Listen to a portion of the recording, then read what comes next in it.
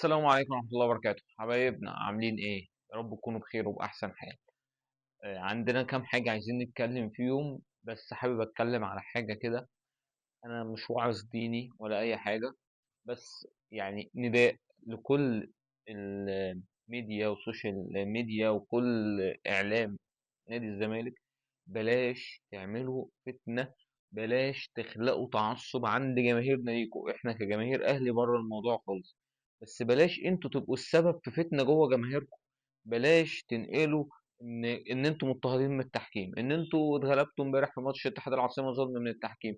التحكيم ما ظلمكش. بلاش تشوفوا الحقيقة وتنكروها. كابتن هيثم فاروق عجبني قوي. هو طبعا زملكاوي ما بلومش عليه. في بداية الاستوديو التحليلي كان بيتكلم ان ضربة الجزاء يعني خفيفة، لا ما تتحسبش. بعد كده قال لك لا تتحسب. قال لك لو انا الحكم هحسبها. فبلاش يعني خلوا المسطرة واحدة. ما اعرفش المذيع بتاع قناة الزمالك اسمه جاليريو تقريبا او حاجة زي كده. هو طالع بيظلم ظلم التحكيم، ظالمنا ودي ماما افريكا طب انت عارف لو التحكيم عايز يظلمك في الجون اللي اتلغى بتاع وداي الدباغ ده، كان لغالك الكورة من قبل ما شيكو بانزا يقف عليها ويباصيها. ده اداك فرصة ان ممكن الفار يلحق. ده حكم مش متسرع، ده حكم هادي وراسي، واداك الفرصة ان الفار يلحقك. لو كان صفر ما كنتش هتقدر تقول له حاجة، مش هتعمل حاجة. ضربة جزاء اللي على الونش، هو انا شايف انها ضربة جزاء على فكرة، زيها زي بتاعة الاهلي في ماتش سموحة. اللي هيبقى شايف في ماتش الاهلي وسموحة ضربة الجزاء اللي على امام عاشور دي مش ضربة جزاء، يبقى بتاعة الونش مش ضربة جزاء. والكرة بتاعت يعني هو المفروض ايه اللي يحصل من حسام عبد المجيد عشان تتحسب ضربة جزاء؟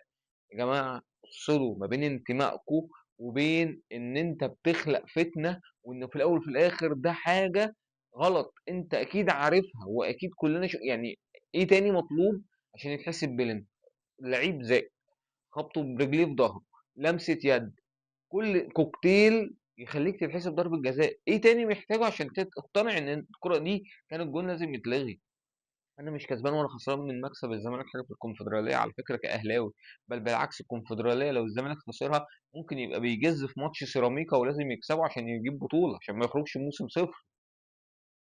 فبلاش تزرعوا فتنه، بلاش تخلوا جوه جماهيركم. مش هقول لكم روح المؤامره، بس هتخلوا جوه الجماهير نفسها ان انا مظلوم. ولو اتغلبت في القاهره عندي الشماعه اللي علق عليها بتاعه الظلم. بلاش ده. عايز اتكلم على حاجه كده بقالها فتره بتتكلم في الاعلام. حسام البدري المدرب المصري، ابراهيم المنيسي اللي هيتكلم. بالونة اختبار، دي بالونة اختبار، واتقصد انها تتعمل قبل ماتش الاهلي في الدوري عشان يشوفوا رد فعل الجماهير.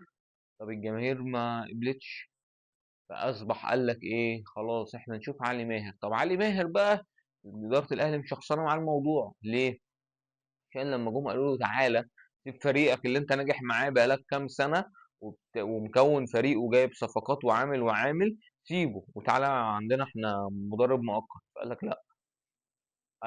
بصوا يا جماعه، انا ما بحبش اسطوانه انا ابن النادي واخدم النادي في ايا كان. كابتن بدر رجب ليه تصريح عجبني قوي، كان طالع في بودكاست وقال لك، مفيش حاجه اسمها كده. اخدم النادي في المكان اللي انا ينفع اخدمك فيه، او في المكان اللي يضيف لي، او في ان انا ما اكونش مهمش. مش هقف انا ماليش لازمه وتقول لي بخدم النادي، مش هاجي اضيع كاريري عشان اخدم النادي. ما تديني فرصه يا عم، اديني فرصه، ايه المشكله؟ كابتن علي ماهر يستحق انه ياخد فرصه. وهتبدا الاسطوانه دلوقتي وبالونه الاختبار على كابتن علي ماهر. هنجيب علي ماهر ولا لا؟ بس لما ده يحصل اعرف ان الاداره حطت الجزئيه بتاعت انه رفض قبل كده يجي على جنب، وقررت ان هو ممكن يجي. ليه؟ لان الاداره بقى عندها مش ازمه دولاريه، لا الدولارات يعني عندنا كويسه برضو حتى الان، ولكن هو ممكن يكون قدر الامكان عايز يوفرها للعيبه، عايز يوفرها للصفقات الجديده. فمش عارف بصراحه، بس انا شايف ان بالونه حسام غالي بقت بالون اختبار، وضربت في وشهم على طول في ماتش انبي.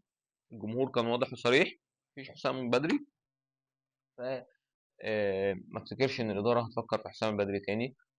هنيجي بقى نتكلم حته اوروبا. انا مدريدي جدا. آه، طلع اشاعات في الاخر او الفتره الاخيره، مش اشاعات، بعض الاخبار ان جوزيه مورينيو هيرجع تاني لريال مدريد سبيشال وان. الفكره ده من المدربين اللي انا بحبهم جدا جدا جدا. ليه؟ لان مورينيو، انا هنجح باسلوبي وهنجح بطريقتي، وانا بحب المدرب اللي شخصيته قويه. راجل نجح مع تشيلسي، راجل نجح مع الانتر ميلان، راجل نجح مع ريال مدريد، هو اللي رجع ريال مدريد تاني. راجل نجح مع مانشستر يونايتد. يعني راجل بينجح على ممر العصور بفرق مختلفة، بكواليتي مختلف، بفكر مختلف، بإدارة مختلفة. ما عندوش نفس السياسة، أو لا، هي نفس السياسة وطريقة اللعب، فاهم إن هو مش بيتعامل مع نفس الإدارة فبينجح. يعني مش زي جوارديولا، أعظم مدرب موجود جوارديولا، بيروح للأندية اللي بتصرف. لا، هو مورينيو بيروح لأندية مختلفة، يعني ثقافات مختلفة، وبيحقق معاها نجاحات. طب هل مورينيو هو المدرب المنتصر او المدرب اللي الريال ينفع يجيبه في الوقت الحالي؟ شرط واحد عشان خاطر مورينيو ينجح، او عشان خاطر تجيبه ويعمل الدور اللي انت عايزه منه. ايه الشرط ده؟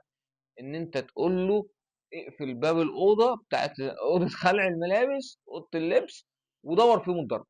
دور فيه مدرب. هل يجرؤ شاوميني ولا فالفيردي كانوا عملوا الخناقه دي لو مورينيو موجود؟ كان ضربهم بالنار هما الاثنين. ده مورينيو يا جماعه، ده مجنون. فلازم مورينيو لو هيجي، بريز بقى يطلع كده من النادي خالص، مالكش دعوه، سيبهم لي بقى اعلمهم الادب، واللي اقوله هو اللي يتنفذ، وانا الامر الناهي. لان مورينيو ما اتكسرش. يعني مورينيو رغم كبر السن ورغم الخبرات ما اتكسرش. خش في صدامات مع اللعيبه، وما توقعش ان اول ما يخش يفتح الباب يكسر الباب دماغ امبابي عادي، ما يهموش. يطير فينيه عادي. بس سيبه بقى يظبط اوضه اللبس عشان خاطر والله الريال ما هيرجع تاني. انسى. يعني الريال عشان تشوف ريال تاني، ده لازم اوضه اللبس دي تتظبط، لازم تفور لعيبه، لازم في لعيبه تمشي. مش هينفع الكوكبه دي كلها، مش ماستر ليج. مش هينفع تبقى عندك كل اللعيبه دي ومنتظر منهم نجاح. فانا رايي لو مورينيو هيجي، لازم يجي بكل الصلاحيات الكامله، واعتقد انه هينجح. دي ملخص سريع للي حصل الفترة دي وبعض الآراء. ولو موافقين الرأي، يا ريت لايك وشير وسبسكرايب. ولو في أي رأي مختلف، مستني الكومنتات.